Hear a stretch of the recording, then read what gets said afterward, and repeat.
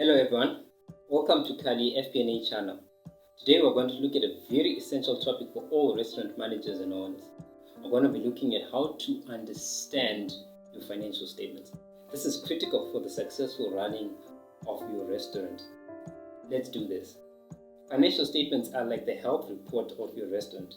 And today we're going to look at 3 of these financial statements. We're going to look at the income statement, balance sheet, and the cash flow statement. Let's start with the income statement. This is also known as the profit and loss statement. This document summarizes the financial performance of your restaurant over a given period. This is typically monthly or annually, but others even do quarterly. Now, this is what you'll find in an income statement. You're going to get your revenue, which is the total sales of the food and beverages that you've made. The second category of items is your cost of goods sold. This is the cost of the food and beverage sales that you've made. Then there's your gross profit. Gross profit is the difference between your revenue and your cost of goods sold. Your gross profit percentage margin is your gross profit divided by sales. It effectively gives you the percentage of your sales that goes into your gross profit. Let's get practical and look at an example. Imagine your restaurant generates revenue of $100,000, and then you look at your income statement and you find that the total cost of goods sales is $40,000. What's your gross profit? It's $100,000 minus $40,000. You get $60,000. What's your gross profit percentage margin? It's your $60,000, your gross profit, divided by your revenue, which is your $100,000, and that is expressed as a percentage, which is 60%. That means that of all the sales that you have, 60% of your sales is going to your gross profit. Generally speaking, our restaurants have been noted to have a gross profit that ranges from, let's say, 55 to 70% for those that are really performing in an excellent manner. Next, you'll have your operating expenses. This is where your salaries, your utilities, fuel, your gas, all are lumped into there. When you deduct your operating expenses from your gross profit, you'll remain with your earnings before interest, tax, depreciation, and amortization. That's long. In short, it's EBITDA. For example, from the $60,000 that we got as gross profit in the first example, we have operating expenses of $40,000. When you deduct your $40,000 operating expenses from your $60,000 gross profit, you remain with $20,000. After your EBITDA, when you deduct your depreciation, your interest, and tax, what will remain is your net income.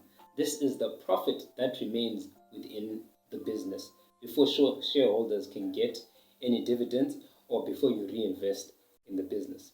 The next document we're going to look at is your balance sheet. This gives you a picture of your business at a specific point in time. This is usually at month end or year end. And the balance sheet is divided into 3 sections.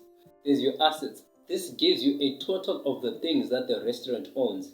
It can be cash, it can be inventory, it can be the money that debtors owe you, and it can be fixed assets like your cars and trucks and your cooking equipment.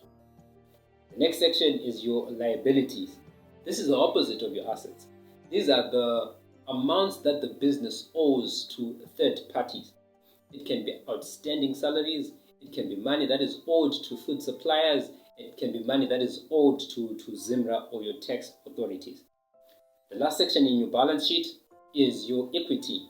This is the amount that is owed to the business owners. It can be funds that shareholders have put into the business. It can be the accumulation of the net profit throughout the years that the business owners have not withdrawn. The simple equation is your assets should equal to all your liabilities plus all your equity. In other words, all the things that you own have been funded either by money that you owe from someone, you may have borrowed from someone, or it is funded by money that is owed to the business owners. They have put in money into the business. That is where you get your money to get the things that the business owns. Assets is equal to liabilities plus equity. Finally, we have the third statement, which is your cash flow statement. Very, very important document. In fact, they say cash is king. Your business might be profitable, but it might not have cash. We're going to discover this as we go through our next videos. But let's look at the cash flow statement. The cash flow statement is divided into 3 sections. There's cash from operating activities. The second section is cash from investment activities. Usually this is a cash outflow where the business has spent money to acquire assets. You may acquire another business, you may acquire a truck, you may extend the premises of the restaurant. This is usually cash outflow from the business for fixed assets. The reverse is also true. The business may get income from the disposal of fixed assets. For example, if you sell a truck. The third section of your cash flow statement is cash from financing activities. This is money that has come from shareholders or investors, or money that has been paid back to shareholders or investors, for example, through dividends. A positive cash flow is a very good sign, especially if it is after a business has spent money on investment, for example, in extending a restaurant. So if a business has a net cash flow of $13,600 after spending $35,000 on investments, for example, expanding the restaurant, that's a very good sign. It means the business has capacity to keep growing. Now, let's look at real life example.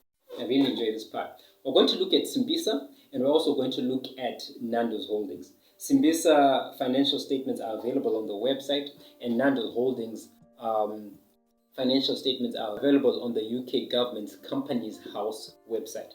Looking at the financials, we'll notice that Simbisa had revenue of 269 million and 285.1 million in 2023 and 2024 respectively.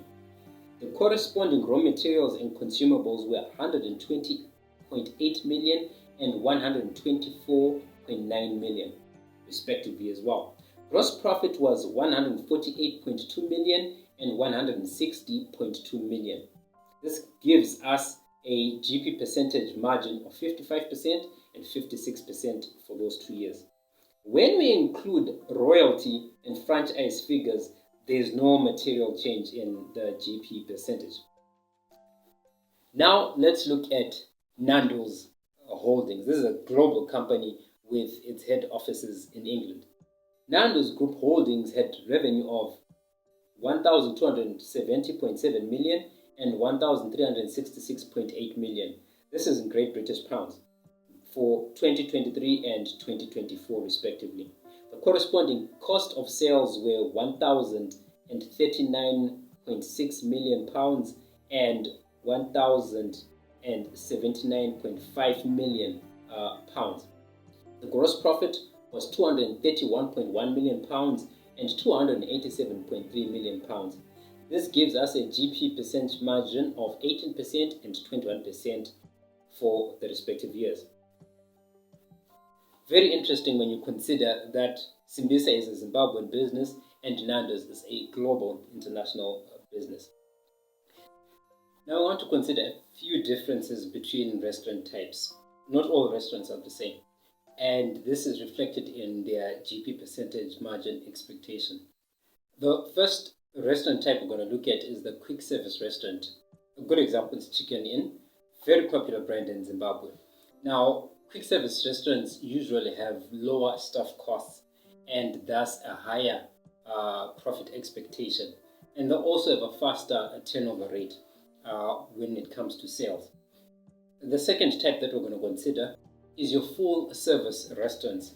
One example is Cafe Nash. Such restaurants usually have a lower GP percentage margin as compared to quick service restaurants because of the slower turnover and the higher staff costs, which impact the profit at the end of the day, your net profit.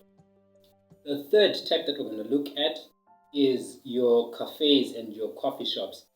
These usually have a higher gross profit percentage than quick service restaurants because coffee shops usually sell high margin items such as international coffee brands and pastries.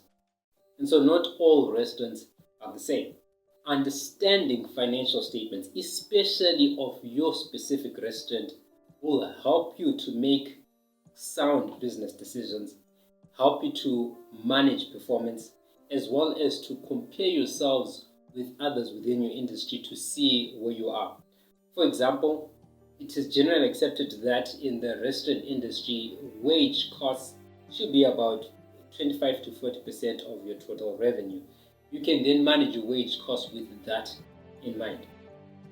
If you found this video to be helpful, please like, subscribe, and share. And if you're interested in personalized financial modeling for your restaurant, please contact us at Khali FP&A. We'll gladly assist you from moving your business numbers to insights.